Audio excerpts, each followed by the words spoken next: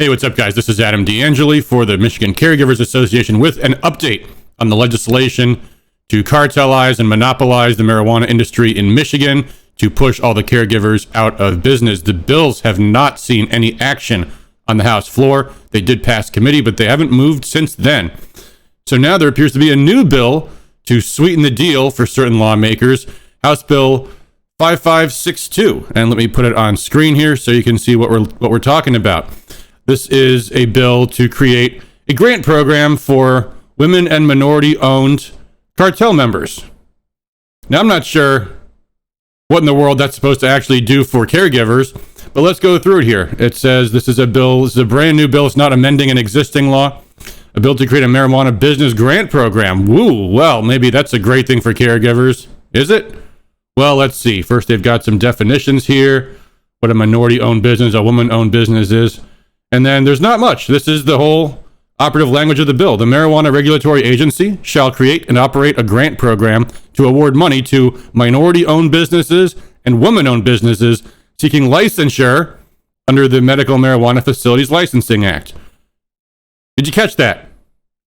Licensure. Seeking licensure to help minority-owned businesses and woman-owned businesses fulfill the financial or other requirements of licensure under the Medical Marijuana Facilities Licensing Act or the Michigan Regulation and Taxation of Marijuana Act. Now, caregivers are generally not licensed in Michigan. Licensing goes to the corporate cartel. That's what they're creating this law to do. That's what they're creating their own. That's what 5301 was and the others. It was to create a quote-unquote specialty caregivers license to license the industry. So, depending on what your opinion is of minority grants and women-owned business grants, these aren't even going to caregivers. These are going to the court, to the cartel. If they're even getting, if any of these companies even qualify for it. You see there's definitions. You have to have 50% or more owned by women or minorities, residents of the state, and with respect to which more than 50% net profit or loss attributable to the business accrues to shareholders who are women or minorities. So it's not clear that this would actually give any money to anybody. In fact, you'll notice there's nothing in this legislation that actually appropriates any money to fund the grant. So even if this thing were to pass, they might never actually fund it. So what's this really all about? It's really all about one thing: getting some Democrat lawmakers to yes on the corporate cartel of marijuana bill, the Cannabis Cartel Act. So what do we need to do? Double down, restate the pressure. We're opposed to this. We're still opposed to this. This bill does absolutely nothing for anybody.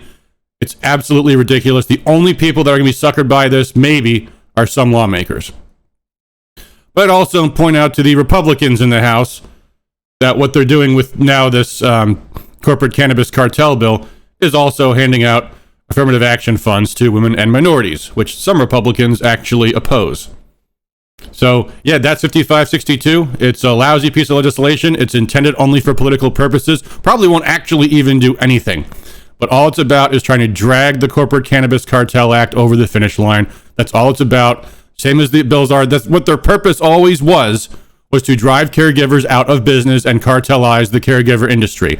That's what it is all about, and that's all any developments on this bill will ever do. So I hope you found this informative. Be sure to check out MichiganCaregivers.com, micaregivers.com, for the latest and all of the action alerts relating to this bill to protect the industry. Thanks again for watching. Peace.